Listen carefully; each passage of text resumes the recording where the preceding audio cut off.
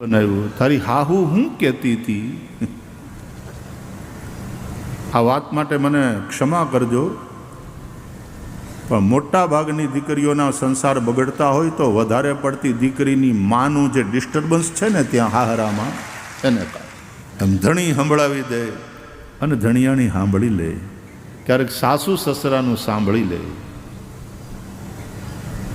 પણ એ વહુ બરાબર હાહરામાં જામી ગઈ છે, બરાબર એમાં ફિટ થઈ ગઈ, उसमें घुल मिल गई.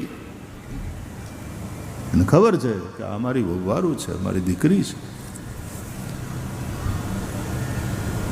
ઘણી વાર વહુવારું હોય તો એ થોડુંક રોઈ લે, બે આહુડા પાડી લે, ધણીની પાસે પોતાનું હૈયું ઠાલવી લે જ્યારે બંને જણા એકાદમાં મળે ત્યારે, પણ એમ કંઈ છૂટાછેડા લેવાની વાતો ન કરે. એમ સમજે સંસાર છે, હાલ્યા કરે. અને પછી એની માવુય તેવી સમજદાર હતી કે કદાચ હારે જાય ને આવું કે બેટા સંસાર છે એમાં સહન તો કરવું પડે. માવું પણ એવી રીતે સમજાવતી. અટાણા જ્યારથી મોબાઈલ ફોન થયા છે ને, ઓલી હજી હારે નથી ગઈ, દીમાં 15 વાર ફોન કરે દર અડધો કલાકે. શું કરે છે, શું કરે છે, આજે હું બનાવ્યું, તારી હાહુ હું કહેતી હતી. આ વાત માટે મને ક્ષમા કરજો, પણ મોટા ભાગની દીકરીઓના સંસાર બગડતા હોય તો વધારે પડતી દીકરીની માનું જે ડિસ્ટર્બન્સ છે ને ત્યાં હાહરામાં એને કારણે.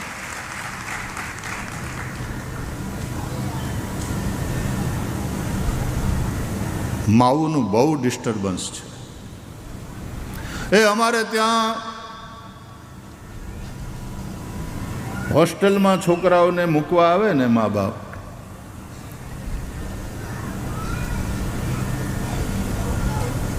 પછી એની માં રડતી હોય, છોકરાની માં રડતી હોય, રડે, સ્વાભાવિક છે, માં છે. પહેલી વાર છોકરું આટલું નાનું હોય અને એ છાત્રાલયમાં ભણવા આવ્યું હોય અને માને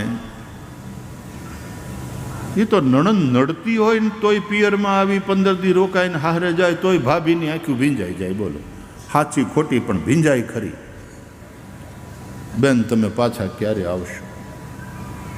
તો એના છોકરાને મૂકવા આવે એટલે માં રડતી હોય, પુરુષ થોડો માથે હાથ ફેરવીને બધું સમજાવતો હોય. અમારે 9 વર્ષ ચાલુ થાય ને, નવું સત્ર, એટલે એ પછીનો 1 મહિનો રડવાની સિઝન હોય. જ્યાં જ્યાં ગુરુકુળ ચાલે સ્વામી બધાને આમ જ હોય, 1 મહિનો રડવાની સિઝન ચાલે. પછી મોટા છોકરા હોય ને, મોટા વિદ્યાર્થી, એ ઓલા નાના છાના રાખતા હોય, એ મોટા ભાઈઓ એને સંભાળે કે જો અમે આવ્યા ત્યારે અમને પણ પહેલાં તો બહુ રડવું આવતું હતું, નહોતું ગમતું, પણ પછી હવે અમને સમજાય છે કે અહીંયા રહીને ભણવું એમાં આપણું બહુ કલ્યાણ છે, અહીંયા જે મળે છે આપણને ક્યાંય નહીં મળે. આવું આવું એને મોટા ભાઈઓ એને સમજાવે. પણ એ માવુને કહેવામાં આવ્યું હોય કે તમારે અઠવાડિયામાં ખાલી 1 વાર વાત થશે અને 10 મિનિટ માટે. કોઈને મોબાઈલ રાખવાની છૂટ નહીં. ટીવી અઠવાડિયામાં 1 વાર જોવા મળશે, મોટા સ્ક્રીન ઉપર દેખાડીએ. દેખાડવા જેવી જે બધી સિરિયલ હોય, ચાણક્ય જેવી, એ બધું દેખાડવામાં આવે. આનંદ કરે છોકરાઓ, અને આનંદમાં એને જલસો કરાવવામાં કોઈ વાતની ખામી નહીં રહેવા દેવા. મોજ કરે છોકરા.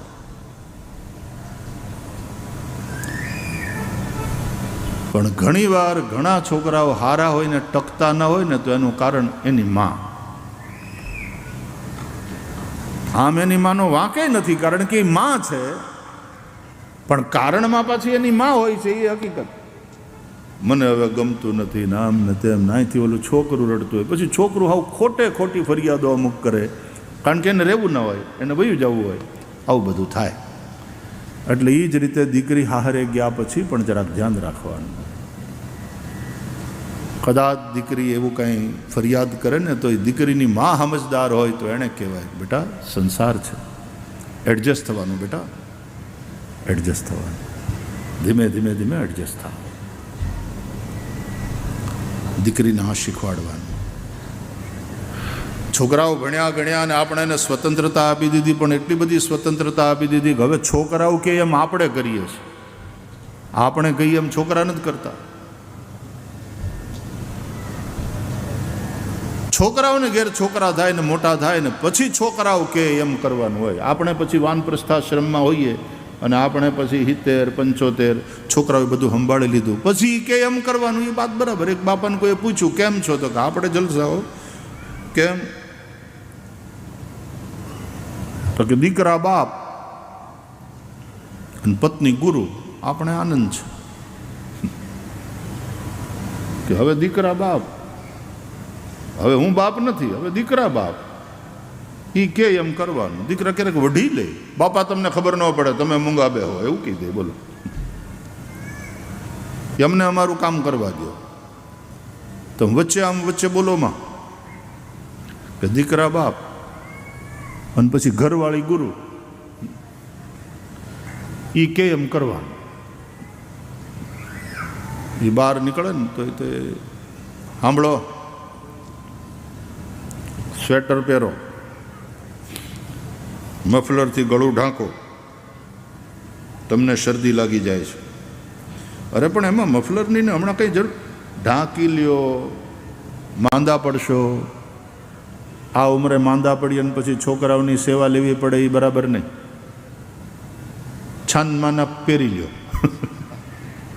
એટલે પછી છાનમાનું પહેરી લેવાનું.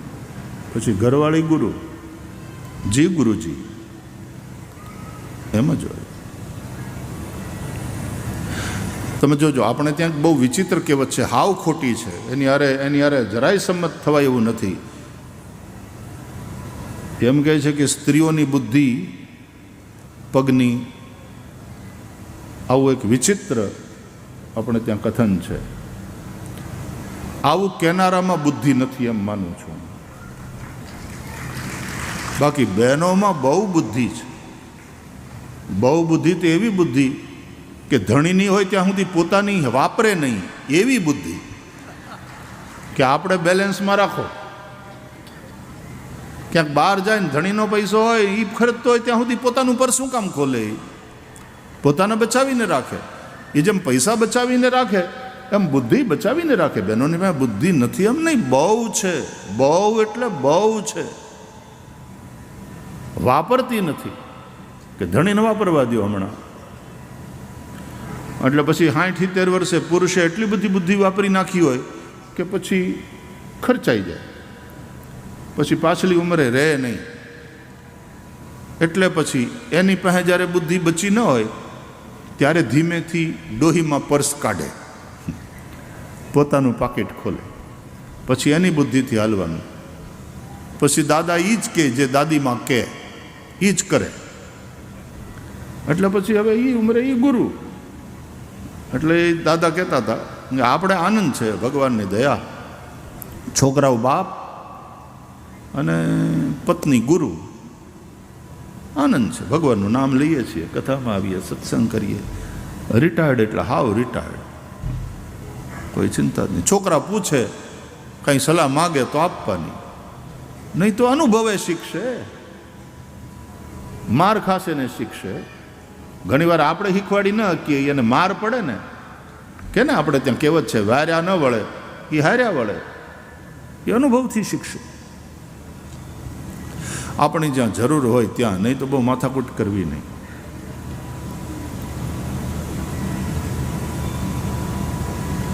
તો એક સ્થિતિ એવી આવે છે, ક્રોધ ભગવાને પણ કરવો પડે, નહીં તો ભગવાન સ્વરૂપથી શાંત છે. પણ એ ભગવાન નારાયણ પણ નરસિંહ બને ત્યારે ક્રોધ તે કેવો ક્રોધ, તપ્યા તે પણ કેવા તપ્યા. ભાગવત તમે વાંચો, બધાએ સ્તુતિ કરી, બ્રહ્માદિ બધા જ દેવતાઓએ સ્તુતિ કરી છે, પણ ભગવાનનો ક્રોધ શાંત થતો નથી. હિરણ્યકશિપુને મારી નાખ્યા પછી હિરણ્યકશિપુનો ઉદ્ધાર થઈ ચૂક્યો છે, પણ ભગવાનનો ગુસ્સો, નરસિંહનારાયણનો ક્રોધ, એમની ઉગ્રતા. દેવતાઓ સ્તુતિ કરે છે ડરતા ડરતા. ભગવાનનું આવું ભયંકર રૂપ એમણે ક્યારેય જોયું નહોતું.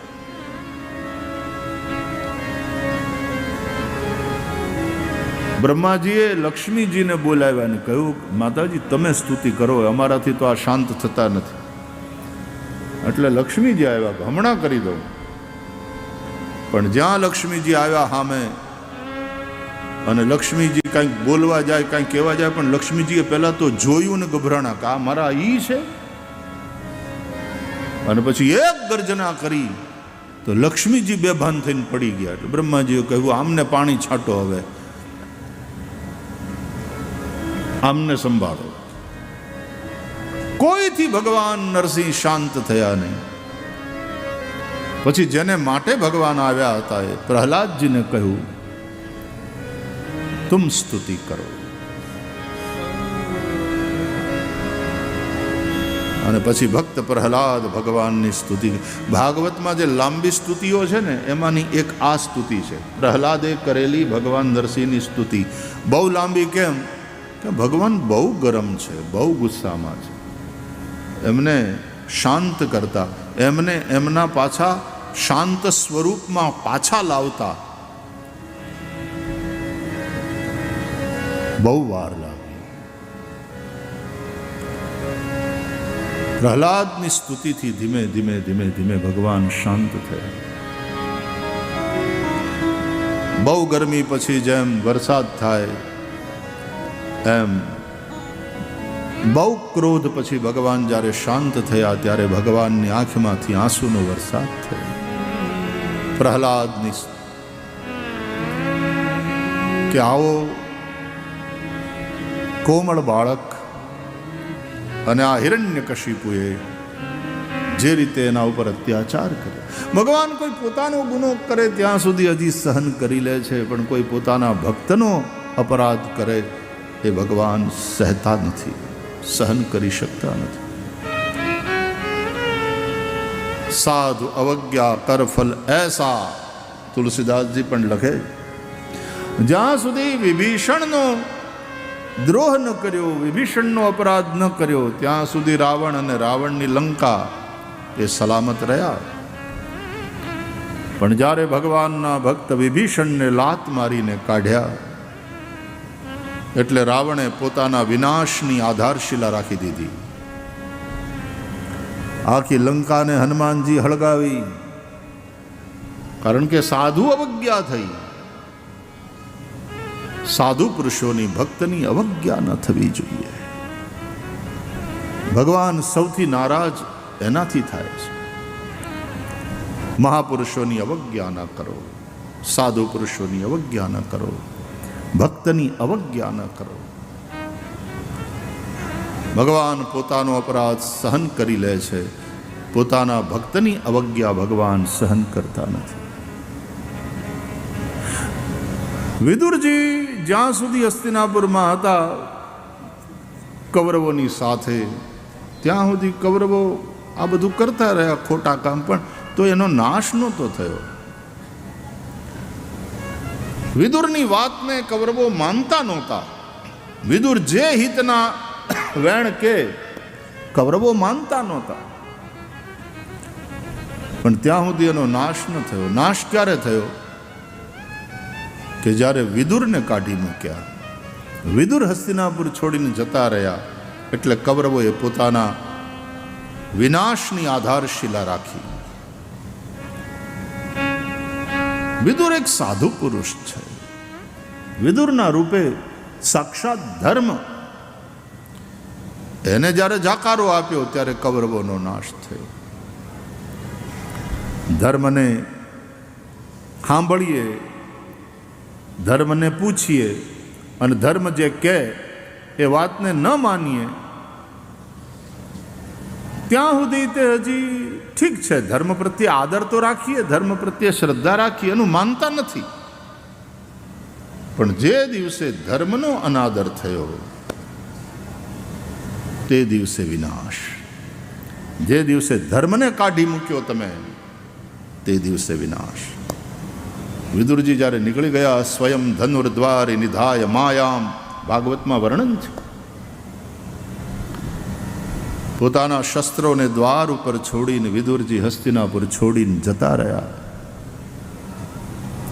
અને ત્યારથી કૌરવોના વિનાશની આધારશિલા પડી. કૌરવોનો નાશ થયો. વિભીષણને લાત મારીને કાઢ્યો રાવણે, અને રાવણે પોતાના વિનાશની આધારશિલા રાખી. તો સાધુ હોય, સંત હોય, ભક્ત હોય, એનો અપરાધ નહીં. હિરણ્યકશિપુએ ભક્ત પ્રહલાદનો અપરાધ કર્યો, ભગવાનથી સહન ન થયું.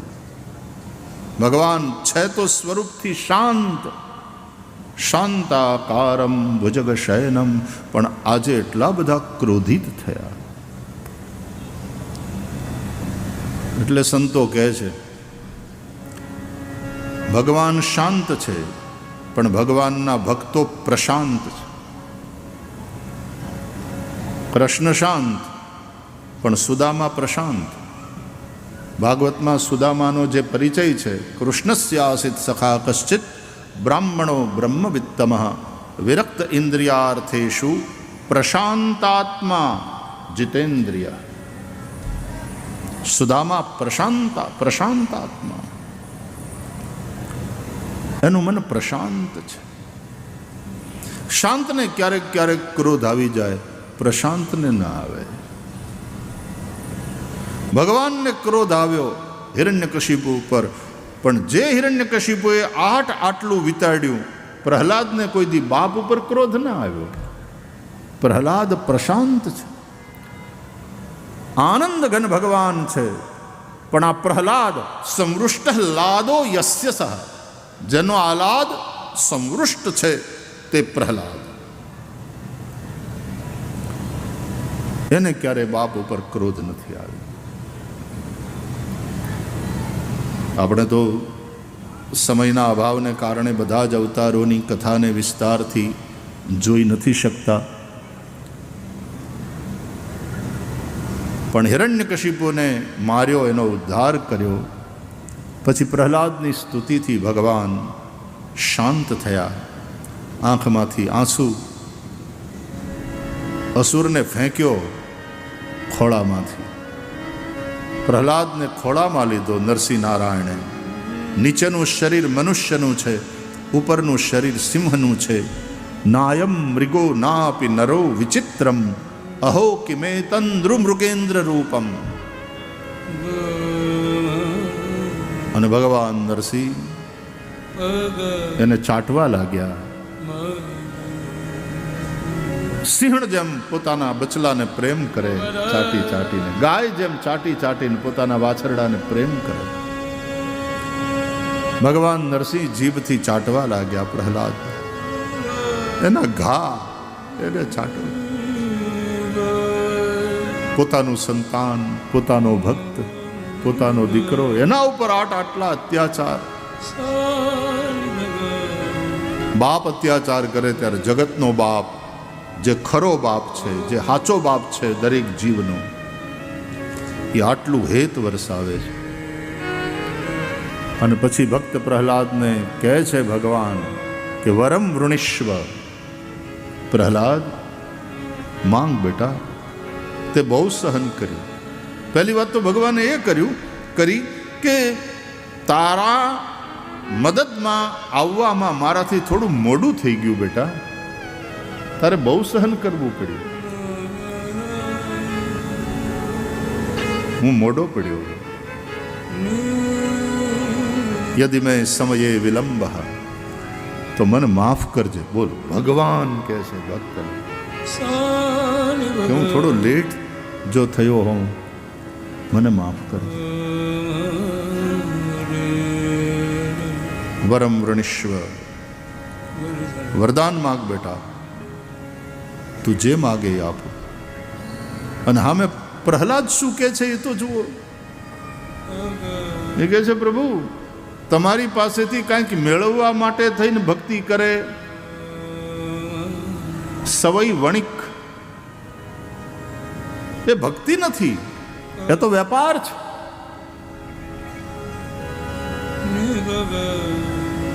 નારાયણ આપના દર્શન થયા, આપનો પ્રેમ મને મળ્યો, મારે બીજું કંઈ જોતું નથી.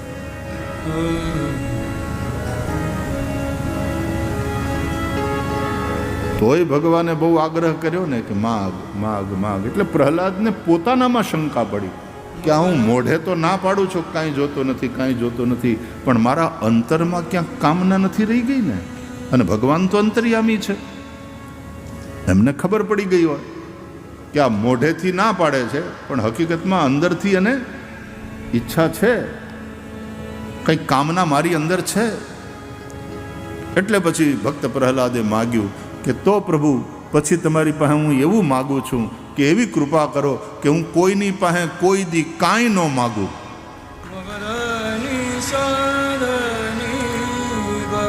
કામાનામ હૃદય સંરોહમ ભવતસ્તુ વૃણેવરમ. મારા મનમાં જે કંઈ કામના હોય, કામનાનો અંકુર આપે જ્યાં કંઈ જોયો હોય, હે મારા નાથ, એ કામનાના અંકુરને ઉખાડી ફેંકો. હું કોઈ દિવસ કોઈની પાસેથી કાંઈ ન માગું, કોઈ પણ પ્રકારની આવી ઈચ્છા નહીં. ભગવાન ભગવદ્ ગીતામાં કહે છે કે આવો જે કામના રહિત, કોઈ પણ પ્રકારની કામના નહીં, એવો જે મારો ભક્ત છે, જે આત્મતૃપ્ત છે. યસ્તુ આત્મરતિરેવ સ્યાદ આત્મતૃપ્તશ્ચ માનવઃ આત્મનિ એવ ચ સંતુષ્ટઃ તસ્ય કાર્યમ ન વિદ્યતે. એવા ભક્તને માટે પછી સંસારમાં કોઈ કર્તવ્ય નથી, પછી એને કાંઈ કરવા પણ રહેતું નથી. એને પિતૃઓનું શ્રાદ્ધ બાદ પણ કરવા જેવું રહેતું નથી, કારણ એવા ભક્ત થકી એના પિતૃનો ઉદ્ધાર થઈ જ ગયો છે. આગલી પેઢીના અને પાછલી કેટલી પેઢીના પિતૃઓને એણે તારી દીધા, એને કશું જ કરવા પણ નથી. તસ્ય કાર્યમ ન વિદ્યતે. પણ કોણ? યસ્તુ આત્મરતિરેવ સ્યાત. જેની પોતાના આત્મામાં જ રતિ છે, પ્રેમ છે, જે આત્મારામ છે. આત્મની એવ ચ સંતુષ્ટ. જે પોતે પોતાના આત્મામાં સંતુષ્ટ છે, જે પોતે પોતાનામાં તૃપ્ત છે. એ કોઈ એજન્ડા નથી રાખતો, એ કોઈ કામના નથી રાખતો. નો ડિઝાયર્સ. ચાહ ગઈ ચિંતા ગઈ મનવા બે પરવા, जिनको कछु न चाहिए वो શાહન કે શાહ. આપણે કોઈને પ્રેમ કરીએ અને કોઈની હારે નાતો રાખીએ એ પણ કંઈક ને કંઈક સ્વાર્થથી, એમાં આપણો એજન્ડા હોય છે. તુલસીદાસજીએ લખવું પડ્યું, સુર નર મુનિ સબ કી યહી રીતિ, સ્વાર્થ લાગી કરે સબ પ્રીતિ. સંસારમાં તો કવિ ગંગ કહે છે કે માત કહે મેરો પુત સપુત હે, બેની કહે મેરો સુંદર ભૈયા, तात કહે મેરો હે કુલ દીપક, લોક में लाज अधिक बढ़ैया, પત્ની કહે મેરો પ્રાણપતિ, જિનકે જાકે મેં લેવું બલૈયા. પણ આ બધાય સંબંધો ક્યાં સુધી? કવિ ગંગ કહે સુન શાહ અકબર, જિનકી ગાંઠ સફેદ રૂપૈયા, જિનકી ગાંઠ સફેદ રૂપૈયા. આપણને કામ લાગશે, આપણને આપશે, અને પછી એને માટે થઈને તમે એને પ્રેમ કરો, એના વખાણ કરો. સંસારમાં આવું થાય છે. ભગવદ્ ગીતામાં ભગવાન જેને કહે છે આત્મતૃપ્ત, આત્મની એવ ચ સંતુષ્ટ, જે આત્મારામ પોતાના આત્મામાં જ રમે છે. યસ્તુ આત્મરતિરેવ સ્યાદ આત્મતૃપ્તશ્ચ માનવઃ આત્મની એવ ચ સંતુષ્ટ તસ્ય કાર્યમ ન વિદ્યતે. એવા આત્મારામ પુરુષને માટે પછી કોઈ કર્તવ્ય રહેતું નથી. જેનો આત્મા તૃપ્ત એટલે પરમાત્મા તૃપ્ત. બહુ કહ્યું ભગવાને, ત્યારે પ્રહલાદજી એવું કહ્યું, કામાનામ હૃદય સંરોહમ ભવતસ્તુ વૃણેવરમ. નારાયણ આપની પાસેથી હું એ જ વરદાન માગું છું કે મારા મનમાં જ્યાં ક્યાંય તમને કામના નો અંકુર દેખાયો હોય, હે અંતર્યામી નારાયણ, એ અંકુરને ઉખાડી ફેંકો, મને સમસ્ત કામનાઓથી રહિત કરો.